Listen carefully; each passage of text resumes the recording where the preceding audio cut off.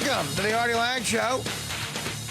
And with me now, my first guest, very excited, huge fan of his. He was part of the Yankee dynasty in the 90s and the early 2000s. Clutch hitting, clutch, which is why he reminded me of the great Thurman Munson. Just another reason to love this guy. Jim Leyritz, what's up, man? What's happening, Artie? How you doing, buddy? Good. So you were just talking to John off the air about the A-Rod thing. What's going to go on here? And what's your gut feeling? What do you think's going to happen? Yeah, well, it depends on what tweet you listen to, whether it's A-Rod or whether it's Cashman. But what about this evil plan the Daily News talked about yesterday, where supposedly he wants to get reinstated, claim he can't play because of the injury, retire, because he's retired, then gets all his money? That's a possible option. It is. It is a possible option. And if he doesn't come back, then there's a chance that he could lose the final 4 years of the contract. Yeah, so, which is $114 million bucks. Yeah. Now, you know, it's weird. You talk about greed. The guy is probably worth, it seems like he's been diligent with his money, made real estate investments. It always seems like he's reselling something for a profit of $8 million bucks. Right. That's what happens when you partner up with Warren Buffett. Right, good move, I'm saying. Good move. He seems like a guy who's probably worth $100 million already. How much he's more worth do you half want? of that now because he got divorced. Okay, there you go. That's true. You got a couple of kids. Still, though, how much do you need? It's like, what? At one point, do you go for, okay, let me do the likable thing rather than the greedy thing at some point? You know, like, let me say, like, look, Yanks, you've been great to me. We got a ring together. You know, I've been doing some screwing up. Forget about the money on this one, man. Let's just make it like whatever you got that's feasible.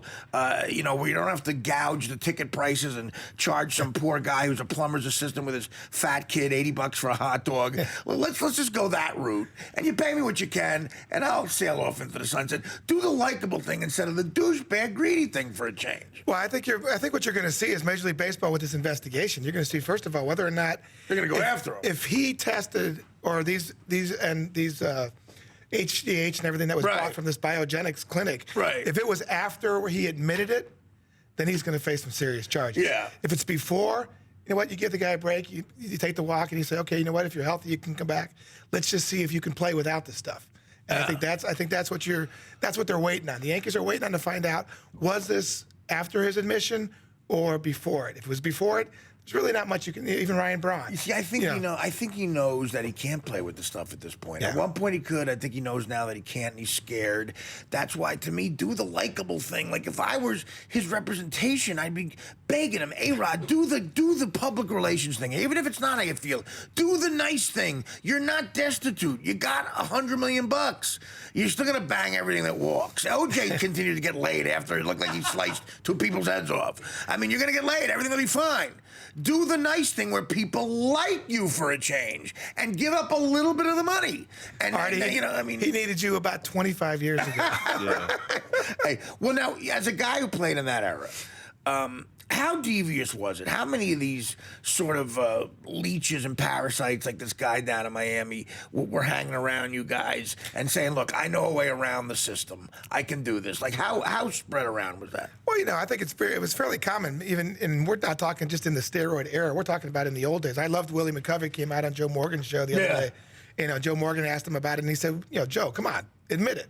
If somebody came in the locker room and it wasn't against the rules of baseball and said you could bounce back quicker, you can have more energy, you play 162 games in 180 days, you'll be better this way, try it. Guys would try it. They would take it. They'd try it. Because the competitors mostly, too. Exactly. You know? I mean, it's baseball, even though it's not as physical as football and hockey and some of the other sports, it is a mental and physical grind throughout the season. Exactly. Longest season there is. And we just had a guy on, this guy who wrote a book about a guy named Dr. Max Jacobson, who supposedly had JFK Jr. and all these other major celebrities in the 50s and 60s hooked on, you know, methamphetamines to get them to get through their schedules easier. And he admitted to shooting up Mickey Mantle with a combination of amphetamines and, guess what, steroids in the mid-60s. Oh, I didn't hear that. I never heard that. And for maybe extended his career another 5 years, got him to 500 home runs, is a magical number. So you're right. I think anybody would have said, hey, look, you know, especially if you're naive at that point, I'll give it a shot. I'm a competitor. I want to keep playing. But the problem is, guys like A-Rod and some other guys, they knew the problems. They knew what it does to kids who don't make it.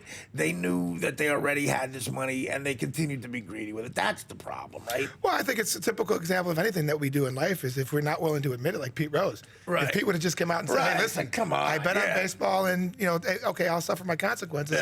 He'd be in the Hall of Fame right now. And just from a side note, You think so? He belongs in the Hall of Fame as a player. I agree with you. He did nothing wrong as a player. Yeah, no, I agree with you. I grew up in Cincinnati. I grew up with him. He was one of my idols besides Johnny Bench and a couple other guys. But he deserves to be in it. But one of the things like we're looking at now, we're looking at Roger Clemens, we're looking at Barry Bonds and these guys. And They're not going to get in. And it's like, why? Why aren't they? These guys were some of the greatest in the game. Right. They didn't cheat the game. When they weren't doing what was against the rules at the time. Right. Well, I don't know. Gambling is a lesser offense than the steroid, just because it helps you play. But I'd be a hypocrite if I said, if you make a mistake in life, you shouldn't be given another chance. Right. Some of these guys have gotten a million chances.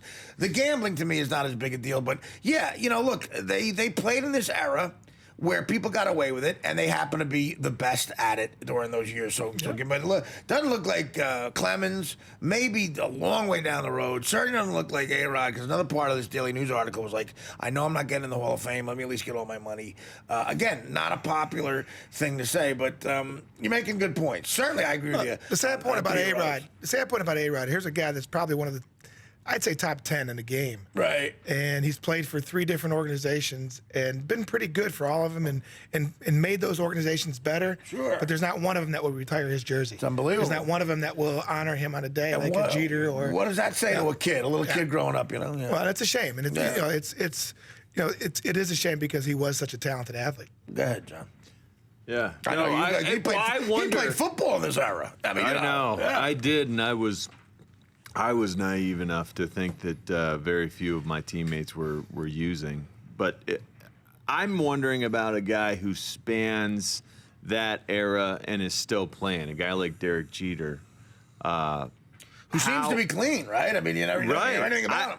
It just seems, it almost seems impossible to imagine the idea, based on what you're saying, someone comes to the locker room and says, hey, you can take this stuff, you're going to rebound faster, you'll have more energy, it's not against the rules. How is it possible that we should believe that guys who span both eras are clean? Well, I think the testing and stuff like that has been better. They have caught guys. They have, they've started to catch these guys. Right. How often do they do the testing? I know for the NFL it was like once a year. I left the league in 2001. And it's before the testing started, before it was against the rules to do all that stuff. So I really don't know exactly. But from speaking to the players that play nowadays, doing the TV and radio that I've been doing, it's pretty serious now. It's pretty tough. They're taking no prisoners, right? Exactly. I mean, exactly. Exactly. And I think that's where Bud Selig deserves some credit.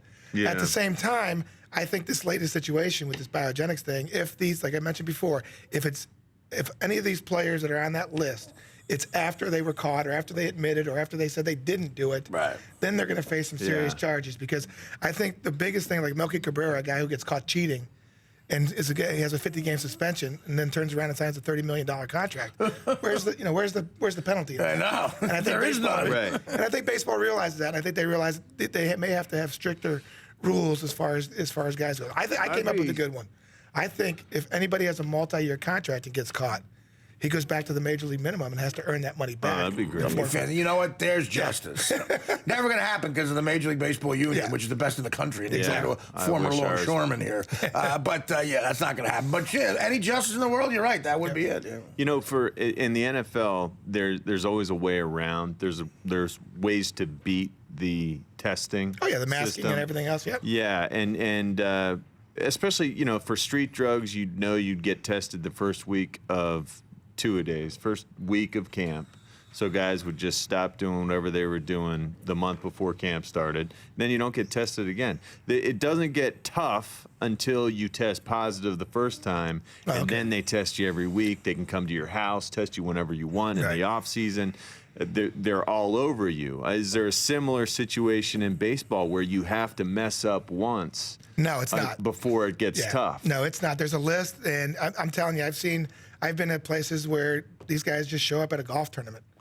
And it's like, okay. And it's like, okay, guess what? Yeah. You're right. Oh, man, that's brutal. It is pretty random. It's invasive. Well, no, but it's the only way to keep, justice going. I mean, but it is creepy, and it's not what a little kid thinks of goes on when he's watching his heroes play ball.